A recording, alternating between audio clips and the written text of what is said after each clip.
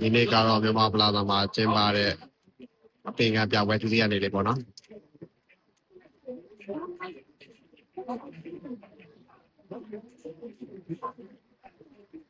ကန်လေးတွေတော်တော်များများတော့လုံးဝအလှတွေပဲနော်အားလုံးလာကြည့်မို့လဲဖိတ်ခေါ်ပါတယ်ပွဲနေ့ကတော့မနေ့ပြန်၄ရက်နေ့ထိရှိနေမှာပေါ့နော်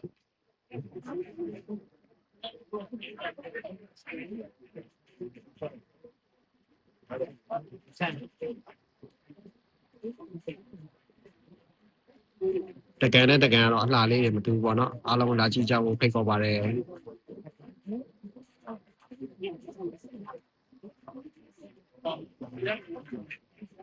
်ပြီပြင်ပါပဲလား